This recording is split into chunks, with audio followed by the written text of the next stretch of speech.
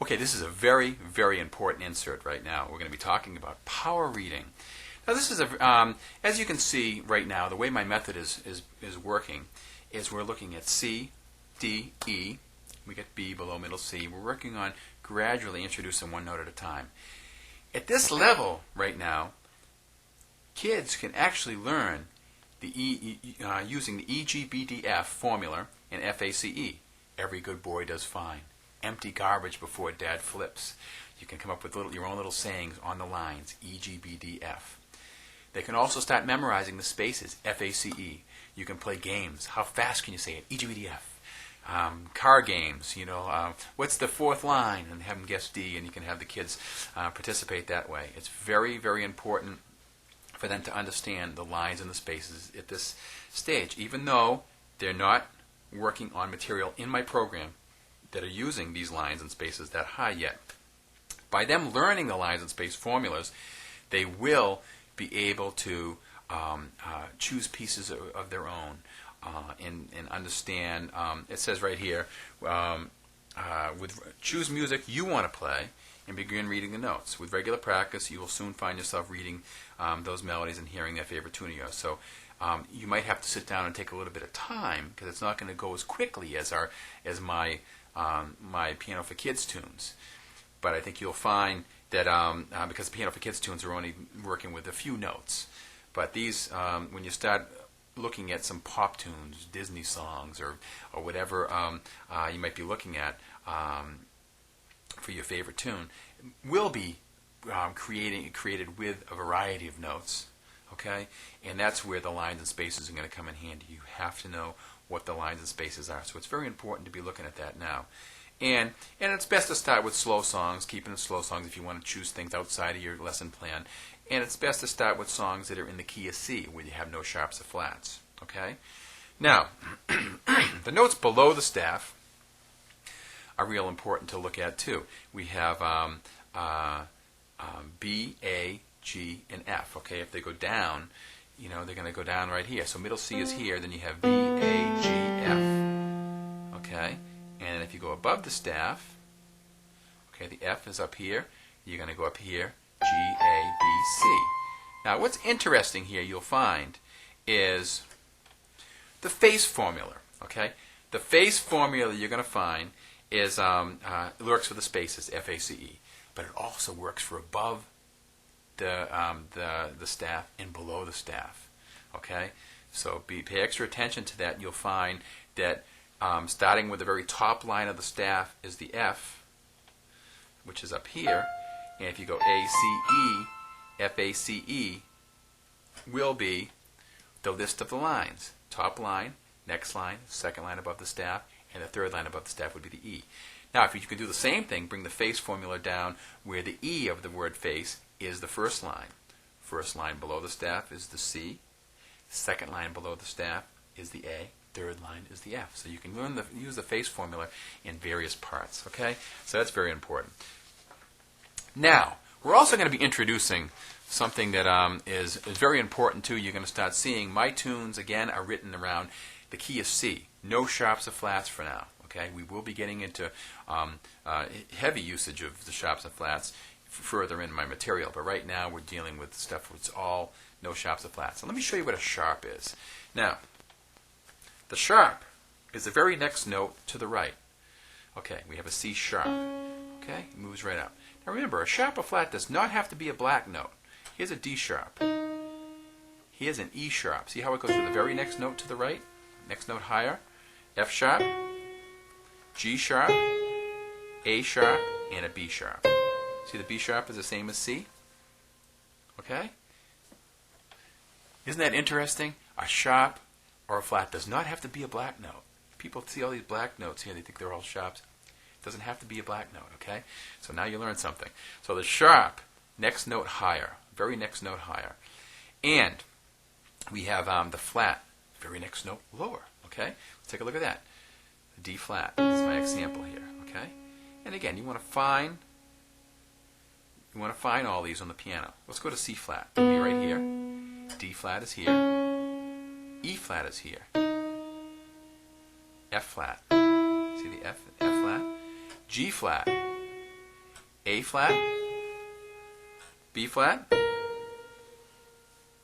C flat. See how that works? And see how the E sharp, B sharp, C flat, and F flat are white keys. Now, the other thing you'll find, and this is a kind of an important word to understand, this right here is a C sharp or it's a D flat. That's called enharmonic spelling. There's two ways to say the same note. Right here it's a D sharp or an E flat. See that? There you have it, the sharps and flats. Okay? These will come up in your tunes that you choose. You want to pick your favorite tune. Be careful when you start seeing C sharp, you'll know how to handle it now. The very next note to the right. If you see a G flat, you know it's the next note to the left, okay, of that G. Now, the key signatures, a very important thing. The first thing a pianist should look at when they're looking at the piece of music. My examples here, you'll see the sharp. See the little sharp that I have on the top line here? This is what we refer to as the key of G. As we know, the G scale has the F sharp in it. This is the called the key of G. Now, what this will tell you in that little sample there, it goes D, E, and it's not an F natural, it's an F sharp.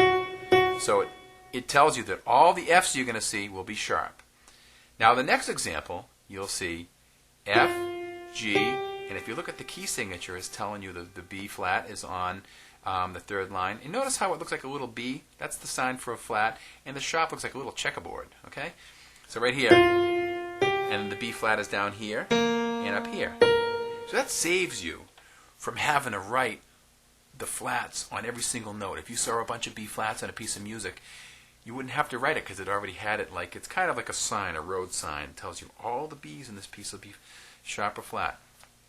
If for some reason they don't want it, they'll have a sign known as a natural sign. It looks like a little, kind of like a sharp, but it's a little different. And we'll get into that. You'll view that later in my program. But that's you'll see its own little symbol called a natural sign. And so what you'll see in the bottom of the page here, the power reading notes, the piano diagram. You get the whole spectrum of how much notes you'll learn right now. Okay. So what we're actually looking at in this particular insert, and this is again why I say it's a very important part of our study because this is very, very involved. We have C, D, E, F, G, A, B, C, and D, E, F, G, A, B, C. You're all the way up to here, and you're all the way down C. Okay, we got middle C. C above. Okay, we got C. Then you get B, A, G, F. Okay. See how that works? And that's as far as we got to here. So we get this big range of notes now that you'll learn from using this program. Now, the three-note pattern is a development that I spent some time on, and this is really kind of one of the more important breakthroughs I've had. The three-note pattern is what I've done is a way to introduce chord symbols in a very safe way right now, a way to offer movement in the left hand by keeping time. Later on in the program, in my method, right now, the three-note pattern is C, G, C. Okay, it's going C up to a middle note and then back up to the one we're doing, okay, which is the octave. This note here, this top note, will be changed later on in future material to what we refer to as the seventh, okay? This is important because later on in popular and jazz playing, when we start looking at chords, this three-note pattern is going to be able to be altered and changed around to be able to fit to the chords. So it's real important to understand that. It says all the pieces in the Piano for Kids series can be played with this pattern. So even though we're looking at single notes right now in our program, as you get comfortable with our three-note pattern material, which is going to be applied to every single Piano for Kids lesson now, you'll be looking at learning more and more about this three-note pattern. Then you're going to be able to apply it into your pieces. Okay, so that's the great thing about this pattern thing right now. As we grow with it and get more comfortable with it, you can go back into these pieces we're doing now, and when you see a C or a B or a G or an F, the letters, instead of just playing a single note, now you can put in the three-note pattern on the left hand. It adds real nice movement, and it's a way to look at, I call the three-note pattern a lot of times my metronome. This is like my metronome, okay? So, this is important. Let's take a look at the C note, three-note pattern right now, and be sure the fingering is always as follows. Okay, here's middle C, and again you can play it really low, but I'm going to play it up here. Okay, and you can always play the pinky, and I'm going to use the sustain pedal. Okay, and the sustain pedal will help hold that down. Okay, and the sustain pedal holds the sound. Now, if you can't reach that, it's okay, because when you're playing the three-note pattern, you can pedal it and then leap right off of it like that. But always have it pinky, second finger, thumb. Okay? So, and on the right hand, you're playing. And there's 3 beats happening here. 1, 2, 3, rest. 1, 2, 3, rest. See how I'm holding that with the sustain pedal? I'm holding my foot down on the sustain pedal. If you don't have a sustain pedal, it's okay. You'll eventually get into using that, but that'll be an important thing. We'll hold notes. Now, okay, now on this particular piece here, it says read the notes in our three-note pattern practice area below using the lines and spaces formula. You're going to have to read the lines and spaces to figure out these notes, which is going to be another reason why our power reading is so important. So as we look at the first note here, notice how the first and third bar each have an E written. One of them, the E, is close to middle C. The other one is far away from middle C. Okay, so pay extra attention to that. And it says at this time, have the three-note pattern work be a part of your everyday playing, and the new levels will always be coming with each piece now. But let's take a look at this piece right here. It's very pretty musical. Okay, here we go. Starting off here, hand up in position. Here's middle C. As you can see, this first E is high. Rest. 1, 2, 3. Rest. See how this E is lower down near middle C. 2, 3, 4. 1, 2, 3, 4. 1, 2, 3, 4. 1, 2, 3, 4. 1, 2, 3, 4. Use whatever fingering you feel comfortable right here too. The higher notes will be used with the pinky.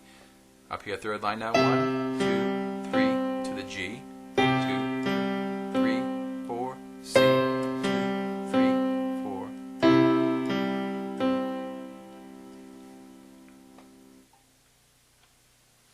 Get it?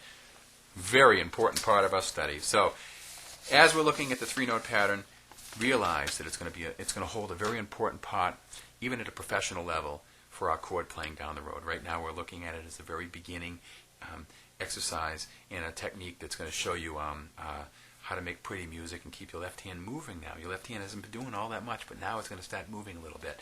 And I think you're going to enjoy to see where this is going, okay? So, best of luck. There's a lot of information here. Do the very best you can. Power reading. Quiz yourself, lines and spaces, above the clef, below the clef, below the treble clef and above the treble clef. Those are called ledger lines. Ledger lines, those little lines that are above the clef or below the clef. Look at the sharps and the flats, key signatures here. Awful lot of information. Watch this video clip frequently because it's really going to give you a lot of information that's going to be helpful down the road. Okay. Best of luck with the power reading and introduction to our three-note pattern. A lot more to come. Good luck.